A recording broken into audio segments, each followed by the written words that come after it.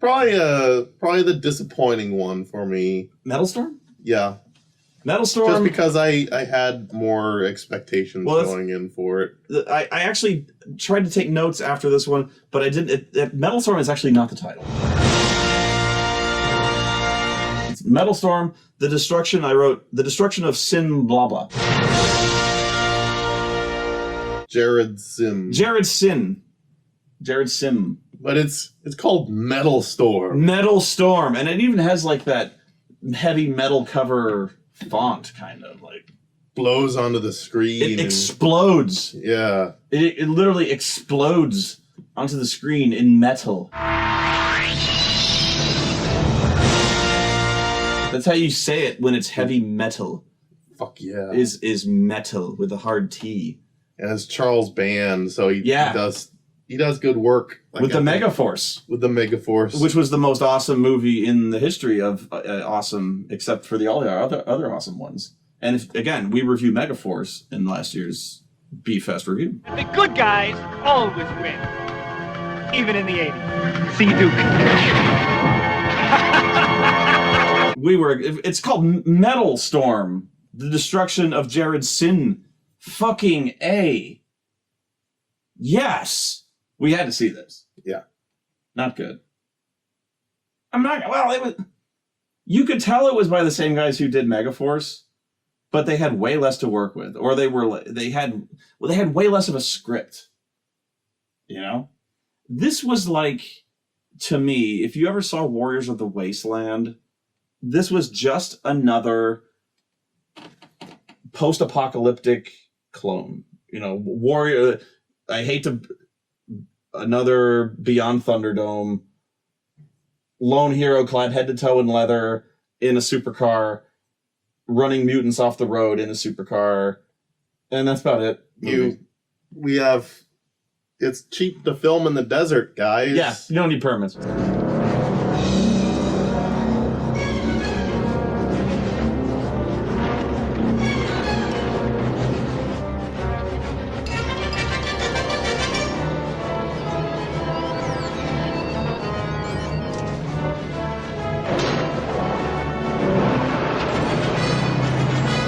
So let's get our dune buggies and drive around the desert. And that's all we do. They riveted sheet metal to a bunch of dune buggies. They look good. And they drove around and they ran each other off of gentle slopes.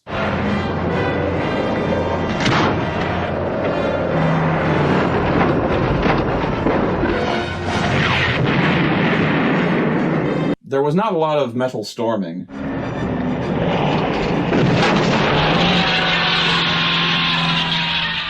So our hero is Toe Jam. Toe Jam? Yeah. My name's Dojin. Dojan. My name's Dojin. I am with you, Dojin. He's Dojim, really, but it's Toe Jam. Toe Jam. Toe Jam really has no character, except that his character is that he has 5 o'clock shadow. I found he had the look of a guy who he farted and he knows that you know. He kind of has that.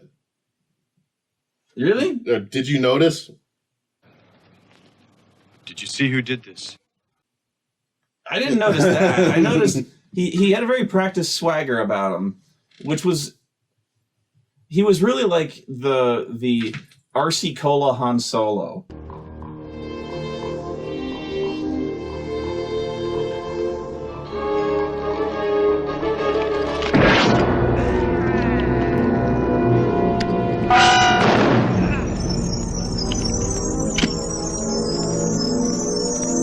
No, there was another Han Solo.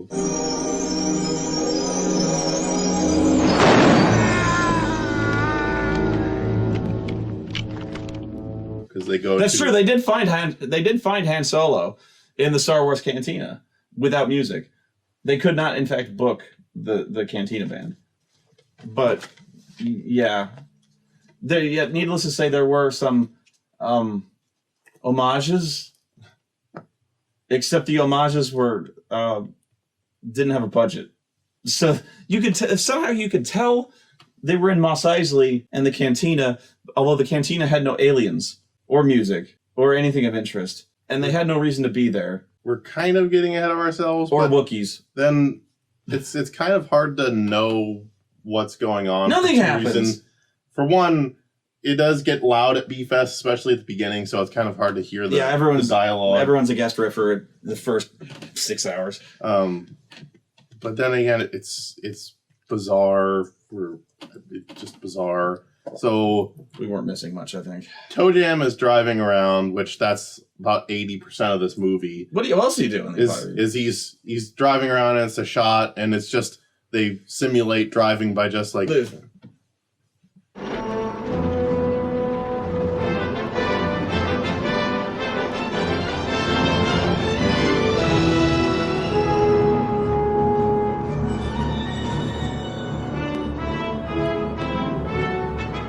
Because you can't really film when you're driving. You just pretend you're driving on a bumpy road by just kind of. So where are we going? He comes across there's a woman and her father. They're diamond miners. They're not diamonds. And they find a crystal that will make them rich. Quartz. And then the evil minions of Jared Sin come.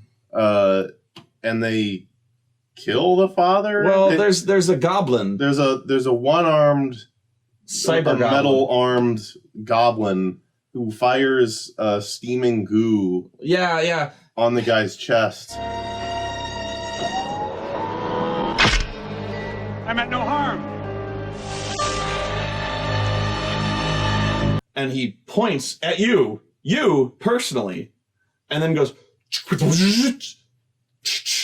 with his.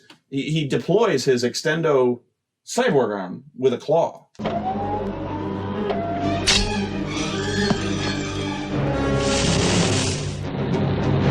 And he shoots steaming goo that hits him in the chest.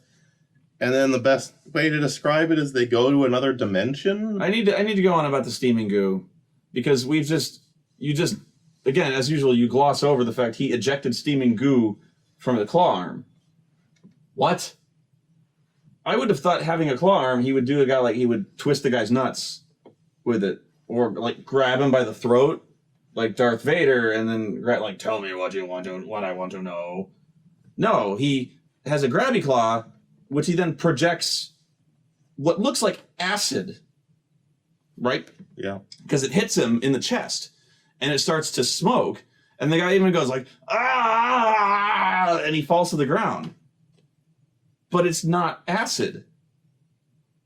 Or at least it's not corrosive acid. It could be like the drug acid because he goes into another dimension of perception.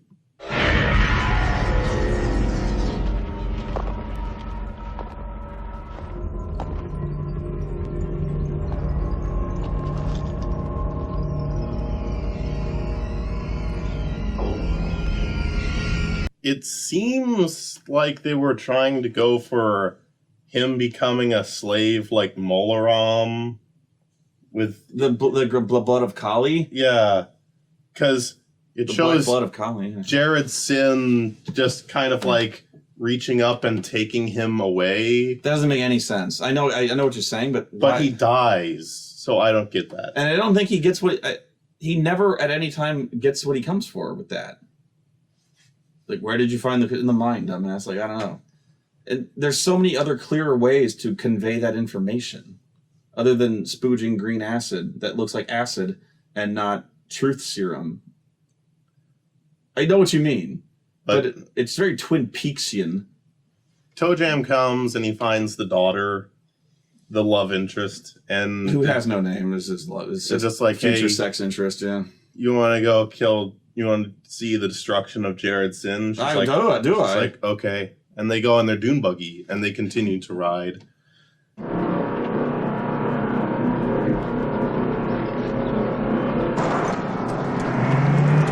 But immediately, like, for no reason, the cars will just blow up. Yeah. As soon as they've left the driving zone, it's out of bounds. It's out of bounds, and you blow up. It's video game rules.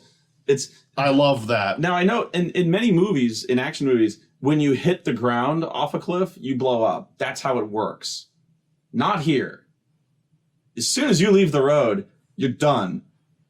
Like, I remember there was a really funny one where as soon as he ramped off the road, 20 feet off the air,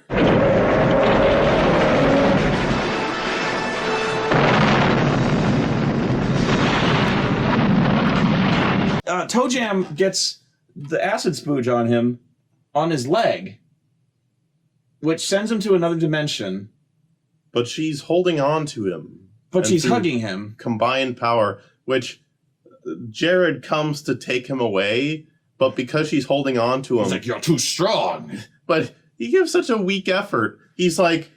damn it! Son of a bitch!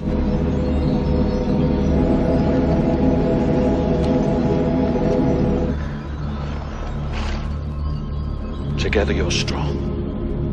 And I'll separate you. I'll destroy you both. Your bond is too strong. I'm like, you've known each other for 6 hours. Too strong! Let go! So he takes the woman away. Yeah. And he sends a Power Ranger monster. Hang on. Because he's still asleep, I guess, and so she's looking around like, what the fuck? And then she starts to like teleport away. He wakes up just in time to see this.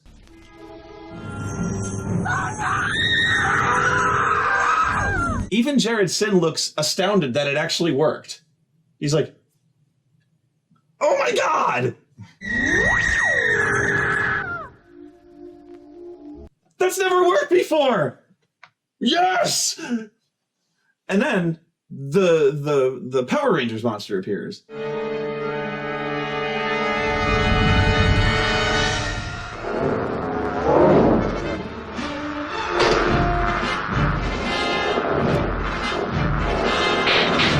He sent his lamest creation. Which, if the Atom Brain guy was slow, this is his attack. It was the Gorn captain's weaker brother from JV varsity team. And so Toe Jam is just like... He backs away slowly from it.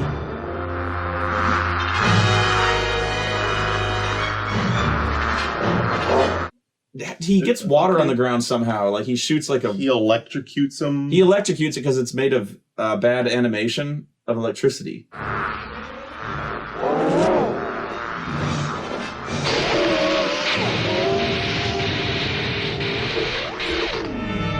He meets Han Solo and there's a fight for no reason and they drive. And That's the movie. They get into a chase for no reason. They drive, they have a fight for no reason, they have a chase for no reason. They keep running into Mestima. This was made by the same guys who made The Dungeon Master. And it has the Dungeon Master in it, Richard Mall. You are a worthy opponent for Mestima. You must meet me in the pit.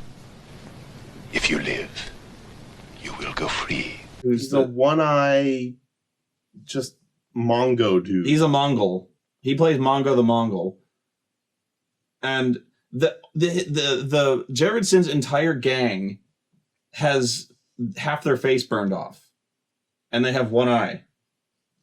There's probably a reason given for it, but again, everyone was talking, including me, because the movie sucked. But so I don't know why. Apparently, there may have been some reason. Maybe not. Probably not. But they all have one eye, including Mongo. He keeps fighting Mestima, and he goes and he gets a crystal mask. Well, yes, he finds the crystal skull, which looks like a crystal codpiece. Which that's another trip out scene.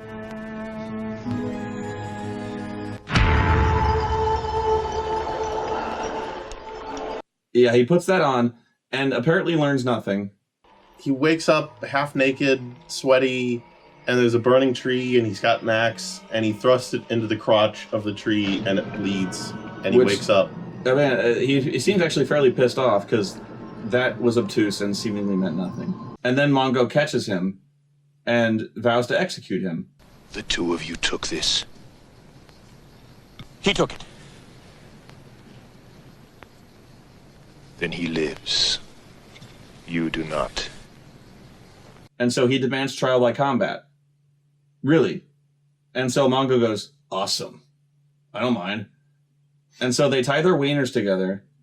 And they fight in the same place of Dungeon Master. Yeah. And they fight in the same place of Dungeon Master with psi blades.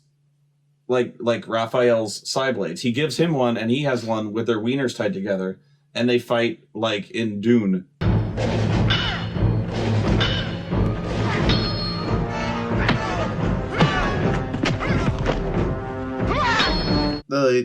They tie their arms together, their left arms together. Oh. Which doesn't mean a whole lot, because in the end he just cuts the rope. He cuts the rope with his psi blades.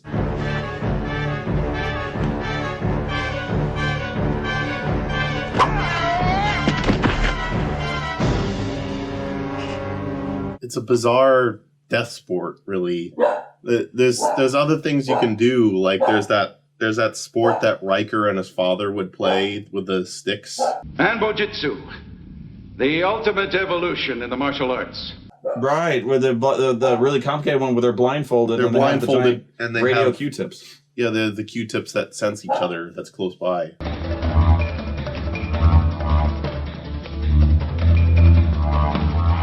Or Kosho. Kosho from The Prisoner.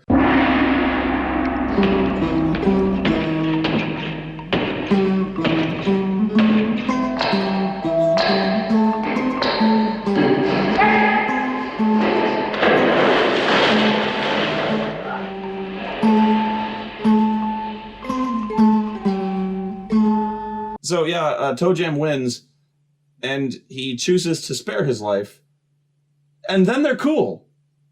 Really, it's like they're cool. Richard Mull is like, well, dude, seriously, I'm sorry, I was being a dick. That's how they play it. They're like, I was mad, I had a bad day. Really, my bad. And they're bros. They are bros from that point. You're dead, warrior. Wait. This man is my friend. They go and they find Jared Sin, and who's at the Temple of Set. Yeah, I was getting total Conan, the end of Conan vibes, because I was expecting him to come up from behind and chop his head off. And my son. But no, he comes up and Toe Jam just convinces him he's evil, which he's fucking Jared. What is he? And then he reveals himself, and instead of everyone just turning and shooting him in the nuts, they just hear him out. He's the one that wants all the power and the land. All of you will be his slaves. Destroy him, Hurok! Do as I say! No! They go, he's evil, right? And they go, what? I didn't consider that. Well, I didn't think about that. Jared Sin, the guy who wears gigantic Darth Vader armor, which looks the same both forward and backward. Yeah. You notice that? He's got abs on the back. His abs are on the back. And I don't understand that. I guess so he can dress in the dark. Yeah. So Jared knows the game is up, so he gets on a speeder from Return of the Jedi. He gets on a flying hover bike from Return of the Jedi. And they chase. And Toe Jam gets on another one and gives chase. And it's the lamest thing you'll come across in a while.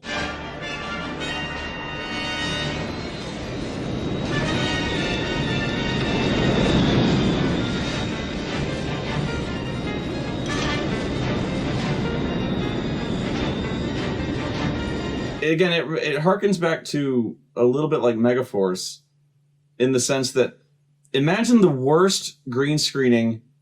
It's not a bad key, but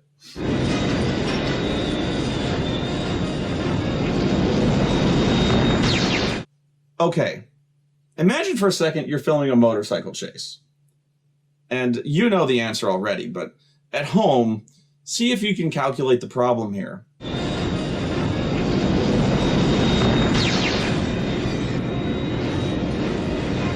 This is what it's going to look like if I just film a motorcycle in front of a green screen. Ignore Miles. I mean, that's easy. No, imagine there's a green screen back here, and this is me on the motorcycle.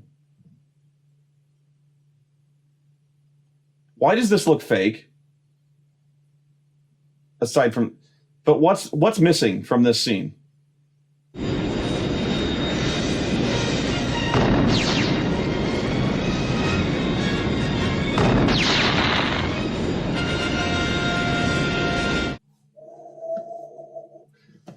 Wind. The speed, the notion of speed. So like no hair is moving. There's no sense of clothes rippling. So they're going at like Mach 3. And they're just like, it'll shut to a cot. Shut to a cot. It'll cut to a shot. Cock to a shot. Cut to a shot of Jared, and he's just. And it'll cut to Toe Jam. Toe Jam is barely awake. Jared Sin is actually kind of enjoying it. He's like, And I guess- this is fun. I guess his speeder has a recharge rate of like 1 shot per minute. It's got a really bad. He chose some bad upgrades. Because he'll fly around for a minute, he'll fire 1 shot that goes wide, and then No, he hit. it'll cut again to Jared, who's like, He would look back and be like, that sucked.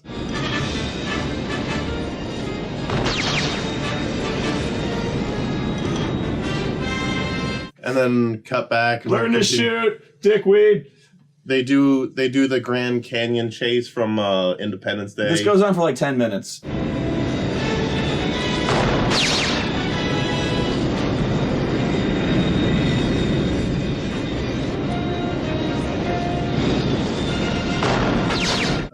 But fucking Roland Emmerich stole the Grand Canyon chase from Metalstorm. It's not so much a Grand Canyon chase, is the Grand Canyon is there and they chase over it. They don't go in the Grand Canyon. They do. They kind of like dip into it for a minute, but they don't chase through the Grand Canyon. That would be dangerous. That one of them might die.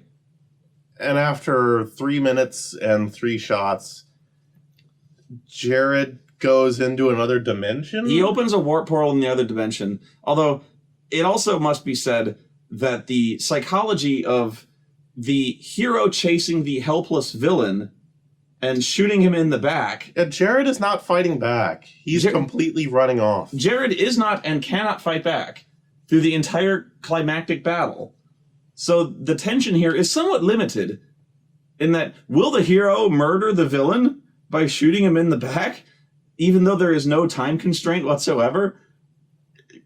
It's that one. Wouldn't it be far more dramatic if the villain was chasing the hero and like he's trying to get away? Or they were, how about this? What if they were just in a pitched climactic dogfight in the skies with their jet speeders? Like a pitched laser battle. No. We just have our hero shooting the villain in the back, who is not shooting back. No, okay. No, that's fine. That's fine.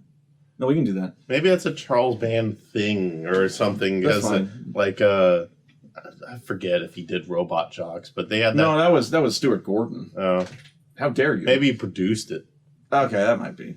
Well, they had an extended scene of just flying around for no reason before landing and continuing the fight.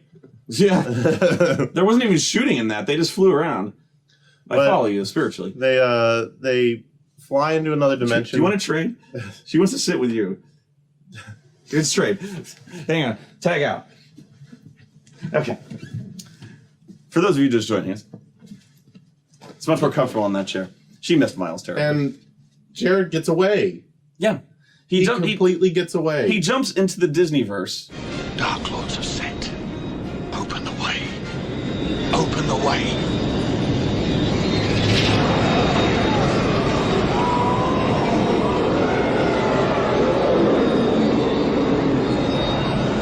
There's just space. So our hero can't even murder a helpless person in front of him. Well, it's also worth noting that even though he jumps into the other dimension of space and time, the chase does not become altered in any way. The conditions have not changed. You can still breathe. There's no obstacles to overcome. The chase is exactly as it was before, except it's just in space now.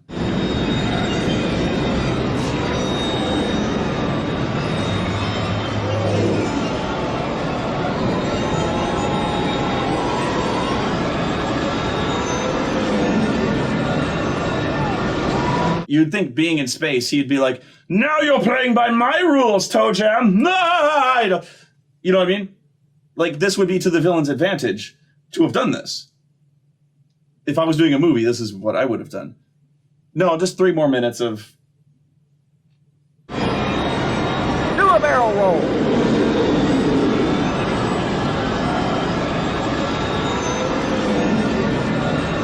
then he gets away, so our hero fails.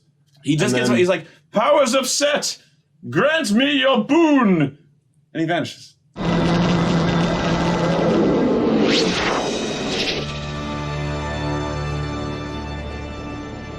But there's a giant crystal back where he left. Yeah. And I guess that was the power for which he could travel between universes. So he just pulls out his blaster and blows it up. He shoots his gun. He traps Jared Sin in the... I don't think that's implied. No, he does. Oh, he traps him in another dimension. Which it's not the destruction of Jared Sim. It's the trapping of Jared Sim in another dimension. So yeah, two things. One, the crystal that would help him dominate the galaxy could be taken out in one laser blast. We could have done this at any time. Anytime. I have the magic of the crystal! Boom! Who's to stop me now? We'll be kings of our land again! Forever! I was pissed. Like, legitimately screaming pissed. I was like, you can't do that! You can't call your movie The Destruction of Jared's Sin and have it not... You can't not destroy Jared's sin. And there's no Metalstorm either. There is no metal storming. There's more crystal storming. There's acid storming. You can't not fuck you, and you can't be like, oh well, like you could interpret it as the destruction of his jihadist empire. Fuck you. You can't. You need to fucking destroy Jared Sin in a metal storm. You need like the storm of metal must destroy Jared Sin. This sucks. Fuck. Done with this. No, I'm not. There's also some scenes. Trivia. Apparently, the car that Toe Jam drives is the same car in Dungeon Master that they drive during the Beyond Thunderdome dwarf chase. He is a warrior in a wasteland without mercy. It's the little guy. He is the only one who can face the challenges of the Dungeon Master. They finally established the Goblin, whose reaction, by the way, is to every given situation, confusion. No matter what's going on, even if he's winning or losing, or there's a pleasant conversation going on, or he's just with his boss, his reaction is just like, just bafflement. And then Toe Jam rips his arm off. Just grabs him and he arm bars him and then rips his fucking arm off. It was a Steven Seagal arm break. And he's like, ugh!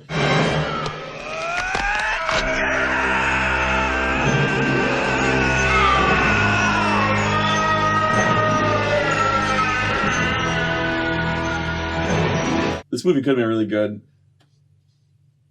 They're not really good. There wasn't even a really good power anthem. With the metal. Get Wasp. You had Wasp for fucking Dungeon Master. God damn. What else? I don't think Frogs was next. What else? Yeah, it was. Frogs.